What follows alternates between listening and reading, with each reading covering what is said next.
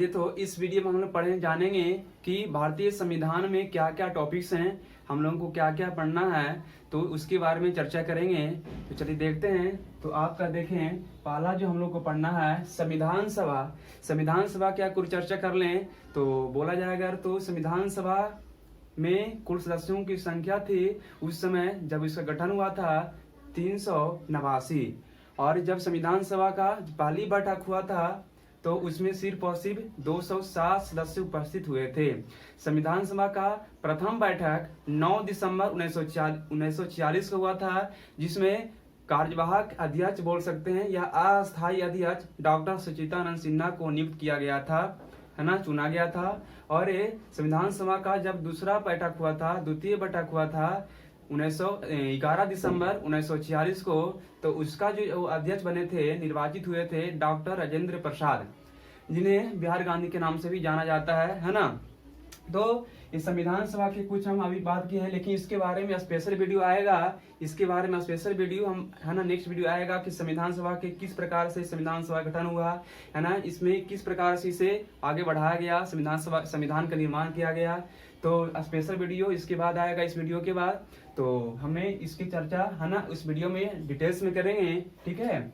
और आपका सेकंड जो हम लोग को पढ़ना है संविधान का विदेशी स्रोत। संविधान का विदेशी स्रोत से मतलब हुआ कि जब हमारा संविधान बन रहा था तो संविधान बनाने के लिए, है ना, दूसरे देशों से वहां से स्रोत लिया गया कि जैसे बोला जाए कि संसद के बारे में, तो संसद में क्या होना चाहिए, तो संसदीय प्रणाली जैसे ब्रिटेन से लिया गया है। और अगर बात करें अगर कि जो मूल अधिकार है, मूल अधिकार या संविधान की प्रस्तावना ये अमेरिका से लिया गया है, लेकिन संविधान का जो प्रस्तावना की भाषा है वो ऑस्ट्रेलिया से लिया गया है ना। तो इस प्रकार से संविधान का जो विदेशी स्रोत है, संविधान का विदेशी स्रोत है, इसमें हम लोग इसका भी स्पेशल वीडियो लाएंगे, है ना, डिटेल्स में इसकी चर्चा करेंगे कि हमारे भारतीय संविधान में जो भी कुछ लिखा गया है कहाँ कहाँ से आया है, कुछ स्रोत, उसके बारे में स्पेशल चर्चा करेंगे, है ना। आपको एग्जाम्पल दिए कि संविधान की प्रस्तावना कहाँ से लिया गया है, ये आपका अमेरिका से लिया गया है ना। ये बोले मूल अधिकार कहाँ से लिया गया है, तो मूल अधिकार भी ऑस्ट्रेलिया से, अमेरिका से लिया गया है।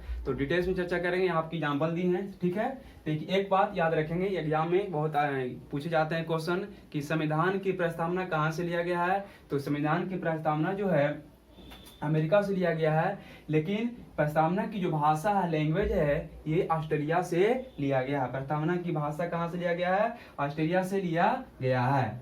अब बात करते हैं संविधान की प्रस्तावना। देखिए, तो संविधान की प्रस्तावना जो है, संविधान की प्रस्तावना को संविधान का कुंजी कहा जाता है, दर्पण कहा जाता है। जैसे ही संविधान का पेज उलटा जाता है तो सबसे पहले संविधान का प्रस्तावना नजर आता है।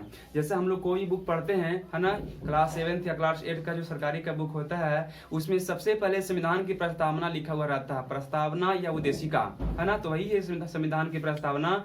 तो संविधान की प्रस्तावना को ही संविधान का कुंजी, दर्पण कहा जाता है ना। तो संविधान की प्रस्तावना के बारे में भी इसका हम अगर बोल दें एक बार, हम, है ना, कि ये जितना भी टॉपिक्स है सभी का स्पेशल वीडियो बनाकर, है ना, लोड किया जाएगा। तो यहाँ पे सिर्फ हम सबका इंट्रोडक्शन दे रहे हैं इस वीडियो में कि क्या क्या हमको पढ़ना है। इंट्रोडक्शन के टाइप आप देख सकते हैं कि क्या हम लोग, है ना, देख रहे हैं। तो देखिए, संविधान की प्रस्तावना की बात किए, उसके बाद, है ना, बात करेंगे हम लोग संविधान की अनुसूचियां। संविधान की अनुसूचियां, अगर अनुसूची की अगर बात करें तो जब संविधान लिखा गया था तो उस समय अनुसूचियों की कुल संख्या 8 थी, लेकिन वर्तमान में अनुसूचियों की कुल संख्या जो है 12 है। याद रखेंगे, एग्जाम की पॉइंट ऑफ व्यू से इंपॉर्टेंट है। जब संविधान लिखा गया था, मतलब मूल संविधान में अनुसूचियों की कुल संख्या कितनी थी, तो 8 थी, लेकिन वर्तमान में अनुसूचियों की कुल संख्या कितनी है, तो 12 है ना। सिर्फ हम यहाँ पे इंट्रोडक्शन दे रहे हैं प्रत्येक टॉपिक के बारे में। जब स्पेशल वीडियो आएगा तो उसकी डिटेल्स जानकारी हम लोग प्राप्त करेंगे, ओके। तो संविधान की अनुसूचियां की बात कर लिए। अब बात करते हैं संविधान का भाग। अब बात करते हैं संविधान का भाग के बारे में। तो संविधान की अगर भाग की बात करें अगर, तो वर्तमान में संविधान की भाग की संख्या जो है 22 है। संविधान में भागों की संख्या 22 है। जब संविधान लिखा गया था उस समय भी भाग की संख्या 22 भी थी, और अभी वर्तमान में भाग की संख्या 22 ही है। लेकिन बोला जाए कि गिनती में वर्तमान में जो है भाग की संख्या 22 से अधिक है, लगभग 25 है, ओके। तो गिनती में ज्यादा है, लेकिन संविधान में जो स्टार्टिंग में भाग था उसी प्रकार से संविधान में अभी भागों की संख्या 22 ही है। तो हम स्पेशल इसका है ना बारे में जानेंगे कि संविधान का जो भाग है किस प्रकार से भाग में जो 22 भाग है इसके स्पेशल जानेंगे कि भाग 1 में क्या है, भाग में 2 में क्या लिखा गया है, भाग 3 में क्या लिखा गया है ना। इसके स्पेशल हम लोग जानकारी प्राप्त करेंगे स्पेशल वीडियो में। ओके, अब देखिए 7वां पॉइंट है कि संघ और उसके राज्य क्षेत्र। ये भाग 1 में बताया गया है संघ और उसके राज्य क्षेत्र, तो इसके बारे में हम लोग पढ़ेंगे। ठीक है, फिर पढ़ेंगे नागरिकता। नागरिकता की चर्चा जो है भाग 2 में किया गया है। तो नागरिकता अगर बात करें, थोड़ा सा बात कर लें, भारत में जो नागरिकता है एकल नागरिकता है। भारत में कैसे नागरिकता है? एकल नागरिकता है। तो नागरिकता के मतलब बोले कि जैसे हम लोग भारतीय हैं, हम लोग को जन्म भारत में हुआ है, तो हम लोग को नागरिकता लेने की आवश्यकता नहीं है, हम लोग को जन्म से ही नागरिकता प्राप्त है। लेकिन कुछ विदेशी लोग अगर भारत में रहते हैं तो किस प्रकार से उन्हें नागरिकता दी जाती है ना, इसको हम स्पेशल जानकारी प्राप्त करेंगे। तो इंट्रोडक्शन के टॉप पर अगर बताएं आपको कि भारत में एकल नागरिकता है, हम लोगों को नागरिकता भारतीयों को नागरिकता प्राप्त करने की आवश्यकता नहीं है, विदेशियों को नागरिकता प्राप्त करने की आवश्यकता है। अगर कोई भारतीय नागरिकता को त्याग करना चाहता है तो किस प्रकार से त्याग कर सकता है, इसके बारे में हम लोग नागरिकता के स्पेशल वीडियो में चर्चा करेंगे। ओके, फिर है देखिए मूल अधिकार। मूल अधिकार की चर्चा जो है भाग 3 में है।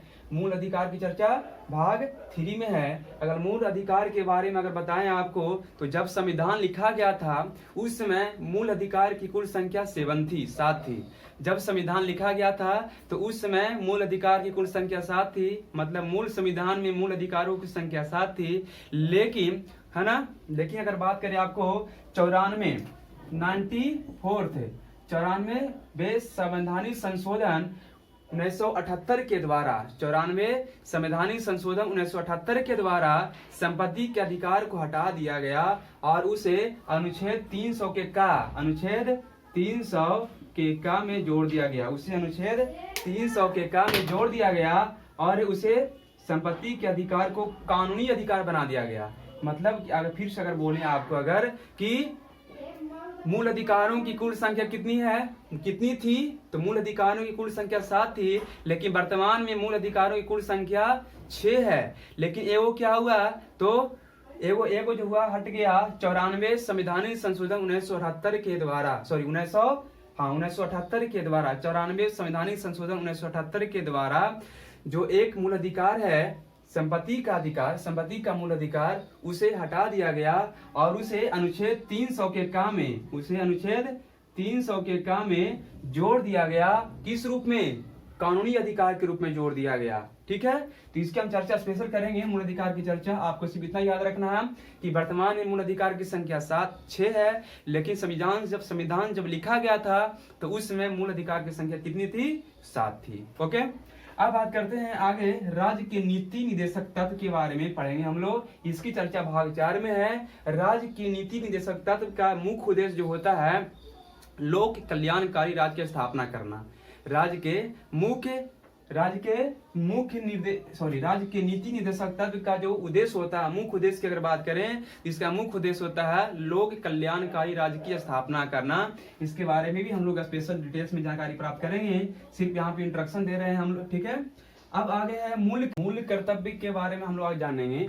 मूल कर्तव्य की चर्चा जो है भाग 4 के क में है। भाग 4 के क में किया गया मूल कर्तव्य की चर्चा जो है भाग 4 के क में किया गया है। अब बात करें मूल कर्तव्य, तो जब संविधान बन रहा था तो मूल संविधान में अगर बात करें तो मूल संविधान में मूल कर्तव्यों की कुल संख्या जो थी 10 थी। मूल संविधान में मूल कर्तव्यों की कुल संख्या 10 थी, लेकिन वर्तमान में मूल कर्तव्यों की कुल संख्या 11 हो गया है। 11 है। अब 11वां जो मूल कर्तव्य है क्या है, 11वां कब जोड़ा गया है, तो 11वां की अगर बात करें तो 42वें संवैधानिक संशोधन 1976 के द्वारा 42वें संवैधानिक संशोधन 1976 के द्वारा स्वर्ण सिंह समिति के सिफारिश पर अनुच्छेद 51 के काम में जोड़ा गया। और किस बात को जोड़ा गया, वह 11 मूल कर्तव्य यह था कि 6 वर्ष से 14 वर्ष के बच्चों को शिक्षा पाने का मूल कर्तव्य है। 6 वर्ष से 14 वर्ष के बच्चों को शिक्षा पाने का मूल कर्तव्य बताया गया। यह 11वां मूल कर्तव्य था। इस जोड़ा गया 1976 में 42वें संवैधानिक संशोधन 1976 के द्वारा। ठीक है, अब 12th पॉइंट है आपका, 12वां पॉइंट है संघ सरकार। इसकी चर्चा भाग 5 में है। अब संघ सरकार के बारे में हम लोग पढ़ेंगे।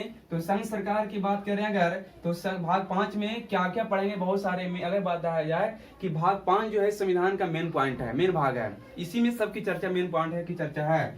तो भाग 5 में हम लोग पढ़ेंगे। अब देखिए लिखा हो केंद्र की कार्यपालिका। तो कार्यपालिका का जो बात करें अगर, तो कार्यपालिका में पढ़ेंगे हम लोग राष्ट्रपति, उपराष्ट्रपति, प्रधानमंत्री और मंत्रिपरिषद। कार्यपालिका में, केंद्र की कार्यपालिका में क्या क्या पढ़ेंगे, तो राष्ट्रपति, उपराष्ट्रपति, प्रधानमंत्री और मंत्रिपरिषद, है ना, ये सब कार्यपालिका में आते हैं केंद्र की कार्यपालिका में। और अगर बात करें केंद्र की विधायिका, विधायिका एक प्रकार का बिल होता है, विधेयक है, एक प्रकार का बिल होता है जो बाद में कानून बन जाता है। तो केंद्र की विधायिका में जो है बात करें अगर संसद की, संसद को पढ़ेंगे।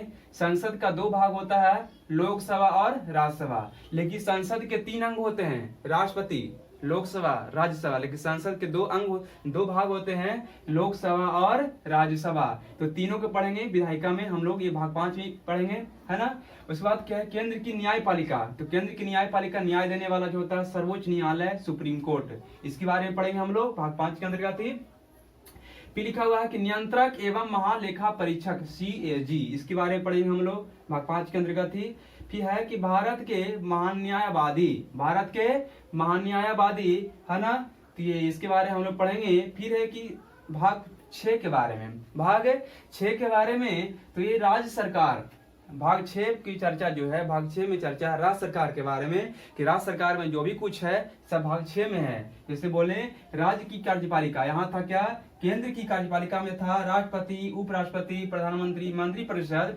यहाँ पर उसी प्रकार है कि राज्य की कार्यपालिका में है राज्यपाल, मुख्यमंत्री और मंत्रिपरिषद को पढ़ेंगे हम लोग। इसके बाद है कि राज्य की विधायिका, राज्य की विधायिका, तो राज्य की विधायिका में बात करें विधानमंडल। तो विधानमंडल का 2 भाग, विधानसभा और विधान परिषद, विधानसभा और विधान परिषद, ये सभी का हम लोग स्पेशल वीडियो लाएंगे। विधानसभा, विधान परिषद, लोकसभा, राज्यसभा, संसद, सबका हम लोग डिटेल्स में है, स्पेशल वीडियो में जानेंगे। सिर्फ यहाँ पे इंट्रोडक्शन देख रहे हैं हम लोग, ओके। फिर है कि राज्य की न्यायपालिका, तो उच्च न्यायालय। फिर राज्य का महाधिवक्ता को कि एक जिला स्तर पर डिस्ट्रिक्ट कोर्ट होता है। लेकिन बात करें कि अगर किसी व्यक्ति को अगर डिस्ट्रिक्ट कोर्ट में न्याय नहीं मिलता है तो वह हाई कोर्ट में जाता है, हाई कोर्ट में न्याय नहीं मिलता है तो वह सुप्रीम कोर्ट में जाता है ना, सुप्रीम कोर्ट में जाता है। इस प्रकार से अगर बोले कि सुप्रीम कोर्ट, हाई कोर्ट और डिस्ट्रिक्ट कोर्ट, है ना, सबसे ऊंचा सुप्रीम कोर्ट है, उसके बाद जो है आपका ये है ना, और इसके बाद ये है, इसके बाद ये है, सबसे ऊंचा सुप्रीम कोर्ट, उसके बाद हाई कोर्ट, उसके बाद डिस्ट्रिक्ट कोर्ट होता है ना। तो इस प्रकार से इसका पराक्रम चलता है। अगर किसी व्यक्ति को डिस्ट्रिक्ट कोर्ट में नहीं मिला न्याय तो जाएगा हाई कोर्ट में, हाई कोर्ट में नहीं तो सुप्रीम कोर्ट में, और सुप्रीम कोर्ट में हर आदमी को न्याय मिलता है, फैसला मिलता है ना। तो हम जो है यहाँ पे देखें अभी कि किस प्रकार से हमारा सिलेबस है, टॉपिक्स हैं भारतीय संविधान में, और कुछ और टॉपिक्स और हैं, तो उसकी चर्चा करते हैं हम लोग, ओके। तो यहाँ पे जो राष्ट्रपति है, राष्ट्रपति, उपराष्ट्रपति, सभी का हम लोग स्पेशल वीडियो लाएंगे, और स्पेशल वीडियो में आपको बताएं, डिटेल्स जानकारी देंगे। तो चलिए कुछ और जो टॉपिक्स है उसकी बात करते हैं, क्या क्या टॉपिक्स हैं, ओके। तो चलिए हम लोग का जो कुछ पॉइंट है, पॉइंट नंबर 14 क्या है, केंद्र एवं राज्य के बीच संबंध। केंद्र एवं राज्य के बीच क्या संबंध है, मतलब बोल सकते हैं शक्ति का बंटवारा, है ना। इसमें क्या होता है कि सूची के बारे में चर्चा है कि तीन सूची जो होता है 3 प्रकार का होता है, केंद्र सूची, यानी संघ सूची, राज्य सूची और संवर्धित सूची। तो केंद्र सूची पर यानी संघ सूची पर कानून बनाने का अधिकार केंद्र सरकार का होता है, राज्य सूची पर राज्य सरकार कानून बनाएगा, लेकिन संवर्धित सूची पर दोनों कानून बनाने का अधिकार दोनों का है, दोनों बना सकता है। अब बात करें कि जो केंद्र संघ सूची होता है उसमें शुरुआत में जो है, शुरुआत में अगर बात करें केंद्र सूची में, संघ सूची में तो 97 विषय था, लेकिन वर्तमान में 100 विषय है, वर्तमान में 100 विषय है। अगर राज्य सूची की बात करें तो राज्य सूची की शुरुआत में था 66 विषय, है ना। राज्य सूची का शुरुआत में स्टार्टिंग में 66 विषय की चर्चा था, लेकिन वर्तमान में कितना है, तो वर्तमान में अगर बात करें तो वर्तमान में 61 हो गया। मतलब कि राज्य सूची से 5 विषय को निकाल कर संवर्धित सूची में रख दिया गया। तो इससे संवर्धित सूची में शुरुआत में 47 को था, लेकिन वर्तमान में 52 हो गया। तो राज्य सूची से इसको राज्य सूची से 5 को निकालकर संवर्धित सूची में रख दिया गया, तो संवर्धित सूची में 5 को बढ़ गया, मतलब समवर्ती सूची वर्तमान में 47 से 52 हो गया है, विषय की संख्या एग्जाम में देखने को मिलता है। तो ये बात की अब याद रखेंगे कि एक बार फिर से रिपीट कर देते हैं कि संघ सूची में शुरुआत में 97 को था, वर्तमान में 100 को है। और राज्य सूची में शुरुआत में कितना था, राज्य सूची में शुरुआत में 47 को था, राज्य सूची में शुरुआत में 66 को था, 66, लेकिन वर्तमान में 61 है। और बात करें अगर समवर्ती सूची का तो शुरुआत में 47 था, लेकिन वर्तमान में 52 विषय है ना। समवर्ती सूची वर्तमान में 52 विषय है, इसे याद रखेंगे। तो हम इसके स्पेशल चर्चा करेंगे। फिर पढ़ना है पंचायती राज व्यवस्था के बारे में। पंचायती राज व्यवस्था की संविधान में चर्चा नहीं है ना, इससे बाद में जोड़ा गया है, हम चर्चा करेंगे डिटेल्स में इसकी। फिर राजनीति दल, इसकी भी चर्चा जो है संविधान में नहीं है, इसे बाद में जोड़ा गया है। तो प्रथम राजनीतिक दल की स्थापना जो किया गया था 1885 में किया गया था, 1885 में किया गया था, वही कांग्रेस पार्टी पंजा छाप। कांग्रेस पार्टी पंजा छाप का सबसे पहले राजनीतिक दल की स्थापना किया गया था 1885 में। कौन सी? कांग्रेस पार्टी, है ना। इसकी स्थापना हुआ था सबसे पहले 1885 में। कांग्रेस की स्थापना सबसे पहले, कांग्रेस पार्टी की स्थापना 1885 में हुआ था। और है ना, इसकी चर्चा सबसे पहले। लेकिन अगर बात करें राजनीतिक दल का चर्चा जो है हमारे भारतीय संविधान में नहीं किया गया है, लेकिन फिर भी इसके बारे में हम लोग पढ़ेंगे। ओके, फिर है कि यहाँ फिर क्या है कि प्रमुख संवैधानिक संशोधन। हमारे भारतीय संविधान में बहुत सारे संशोधन हो चुके हैं। तो कुछ इंपॉर्टेंट संशोधन है जो एग्जाम के पॉइंट ऑफ व्यू से है, जिससे क्वेश्चन पूछे जाते हैं। तो प्रमुख संवैधानिक संशोधन की चर्चा करेंगे, स्पेशल वीडियो को लाएंगे। फिर प्रमुख अनुच्छेद, कुछ प्रमुख अनुच्छेद भी है ना, जिससे एग्जाम में क्वेश्चन में आता है, तो हम उसकी चर्चा करेंगे प्रमुख अनुच्छेद के बारे में, जहां से आपको एग्जाम में क्वेश्चन देखने को मिलता है। तो आप वीडियो को, आपका वीडियो जो है इस पॉलिटी का, इंडियन कॉन्स्टिट्यूशन का रेगुलर आएगा, है ना। भले ही 2 दिन पर आए या 1 दिन पर आए, लेकिन आपका, है ना, प्रत्येक वीक में वीडियो आपको मिलते रहेगा। तो है ना, आपको वीडियो अच्छा जरूर लगेगा, हमें विश्वास है। तो ध्यान से आप स्टार्टिंग से देखिएगा और अपने दोस्तों के पास शेयर जरूर कीजिएगा, है ना।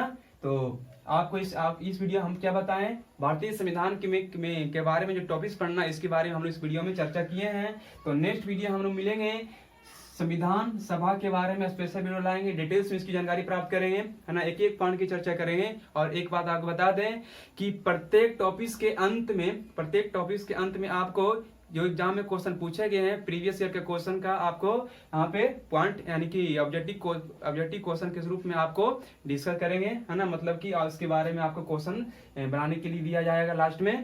तो प्रत्येक टॉपिक के अंत में जो आपका प्रीवियस ईयर क्वेश्चन पूछा गया उसकी भी चर्चा हम लोग करेंगे। चलिए, तो नेक्स्ट वीडियो मिलते हैं। इस वीडियो को यहीं पे समाप्त करते हैं। Thanks for watching, bye bye.